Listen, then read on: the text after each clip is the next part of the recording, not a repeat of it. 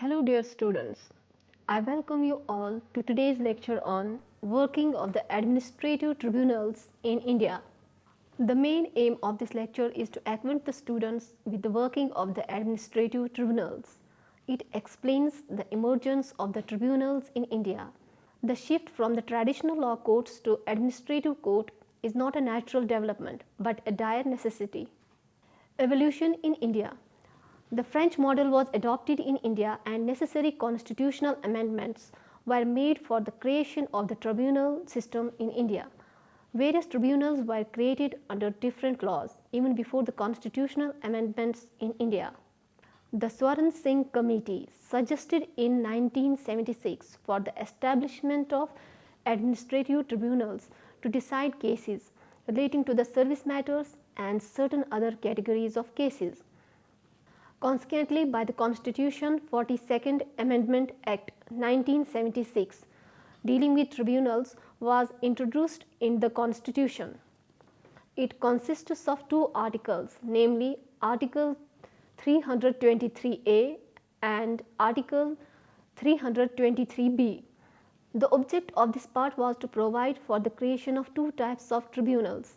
Article 323A authorized Parliament to enact a law for establishing tribunals to decide service disputes regarding recruitment and conditions of service of employees of the union, state, local and other authority, including any corporation owned and controlled by the government.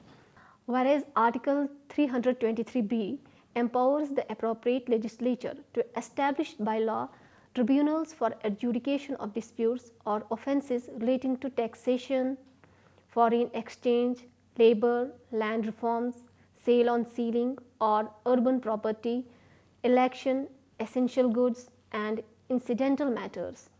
In India, these tribunals do not follow any uniform procedure.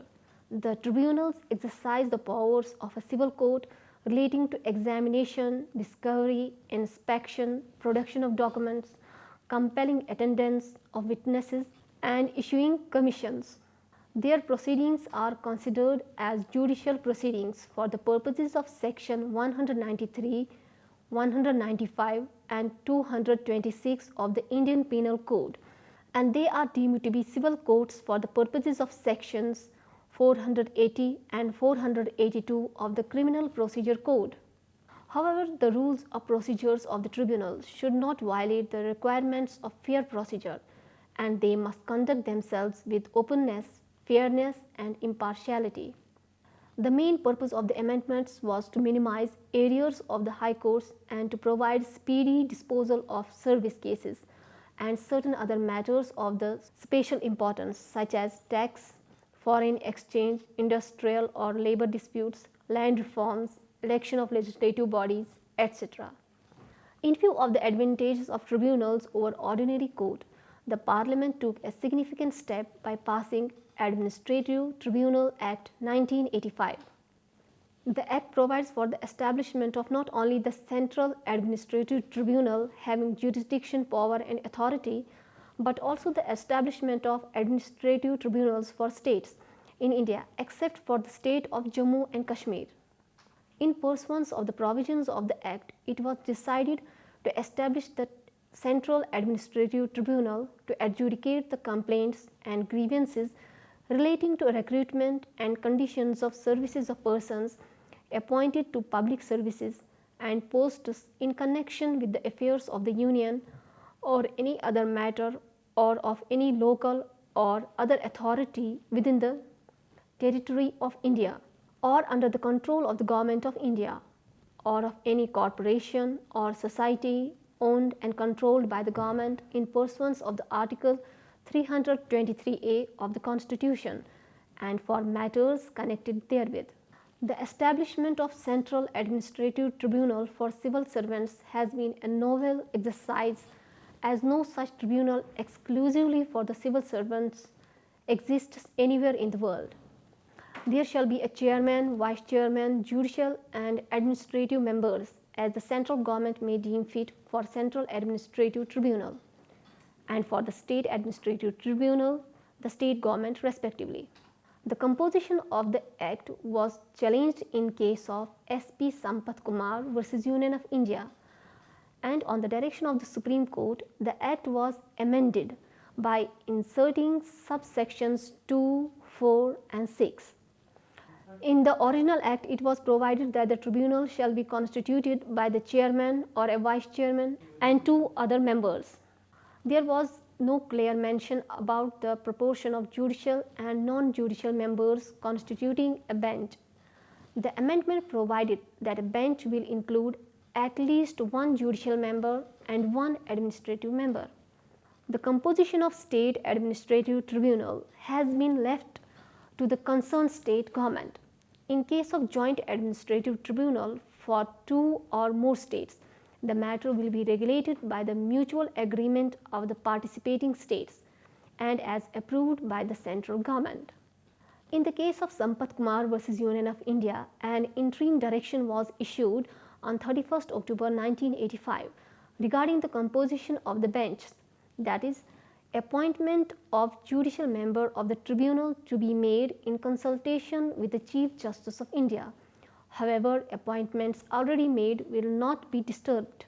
Each bench of the tribunal will consist of 1 judicial member and non-judicial member, and in case of difference of opinion between them, the case shall be referred for decision to the chairman of the tribunal.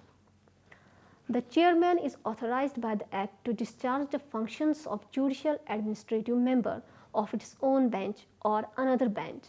He can also transfer the vice chairman or any member from one bench to another bench. He is further empowered to authorize the vice chairman or any member to discharge the functions of another bench. Jurisdiction and powers. The Central Administrative Tribunal will exercise all the jurisdiction, power and authority exercisable immediately before that day by all courts except the Supreme Court. It has jurisdiction in all service matters of the employees of the central government, union territories, public undertakings and registered societies owned and controlled by the Government of India.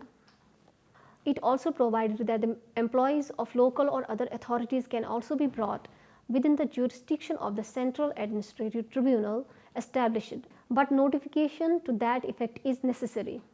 The Act does not, however, apply to the employees of Jammu and Kashmir, any member of the naval, military or air force or any other armed forces of the Union, officers and servants of the Supreme Court and High Courts, Secretariat staff of the House of People, Council of States and state legislative assemblies and councils. A government servant appointed by union who is on deputation in state government has to knock the doors of the Central Administrative Tribunal if there is any grievance caused to him by the state government. State Administrative Tribunal. The Administrative Tribunal for a state shall exercise all the jurisdiction, powers and authority exercisable immediately before that day all the courts except the Supreme Court in relation to the service matters of the state government, employees, regarding recruitment and matters concerning recruitment to any civil service of the state or to any civil post under the state. All service matters concerning a person or a member or a civilian appointed to any civil service of state or to any civil post under the state and pertaining to any service of such person in connection with the affairs of the state or of any local or other authority under the control of the state government or of any corporation or society owned and controlled by the state government. Joint Administrative Tribunal. Joint Administrative Tribunal can also be constituted for 2 or more states. A joint administrative tribunal for 2 or more states shall exercise all the jurisdiction, powers and authority exercisable by the administrative tribunals for such states. Powers and functions of the tribunals. The tribunals exercise hosts of powers concerning their areas and determine the disputes of the employees. Administrative tribunals have also been empowered to punish for its contempt. A tribunal shall exercise the same jurisdiction, powers, authority in respect of contempt of itself as a high court. Principle of natural justice should be applied by the tribunals in deciding petitions, and the tribunal should not be bound by the procedure laid down by the Code of Civil Procedure. The tribunal is vested with the same powers as the civil courts under the Code of Civil Procedure 1908. It may summon and enforce the attendance of any witness for examining under oath. It can receive evidence on affidavit. It can examine the witnesses.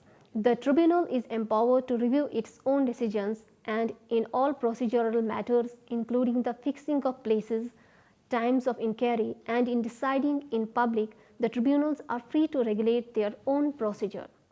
The tribunal, in order to regulate their own procedure, must conform to specific rules framed by the central government and to the principles of natural justice. Exclusion of jurisdiction of courts. In relation to service matters, the jurisdiction, powers, and authority is vested with the administrative tribunal, with the exclusion of various courts. Before establishment of the administrative tribunal for service matters, the civil courts were entertaining a suit for enforcement of any civil right. The jurisdiction of these courts is now barred.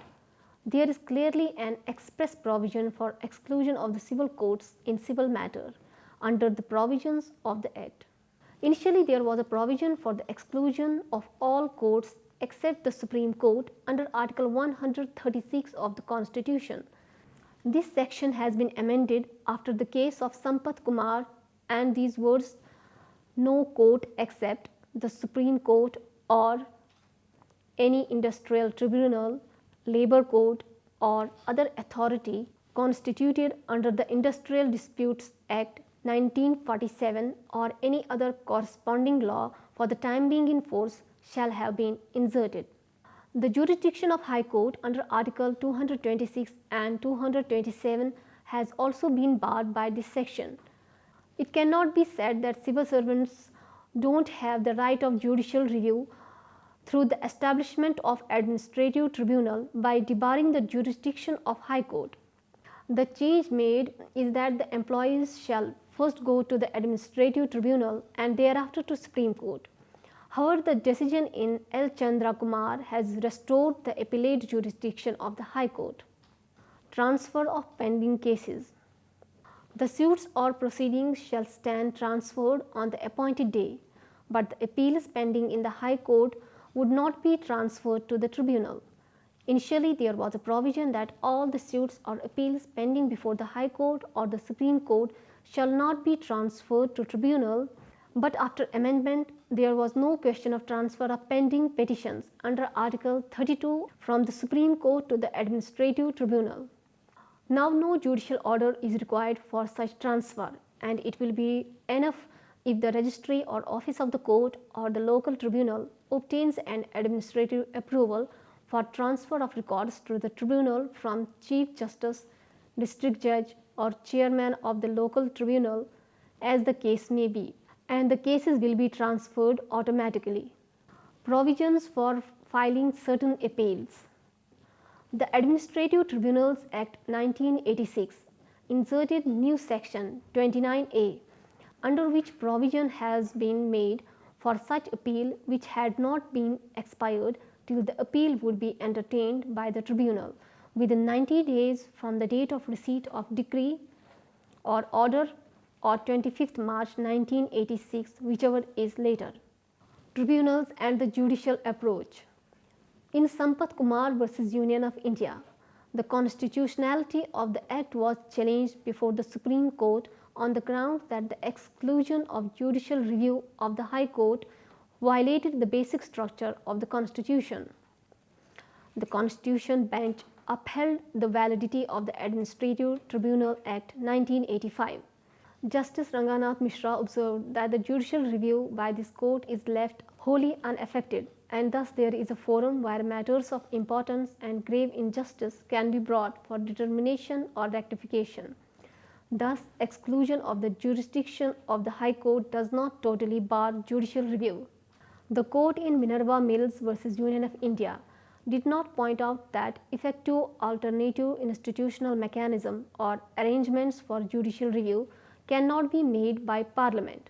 Thus, it is possible to set up an alternative institution in place of the High Courts for providing judicial review.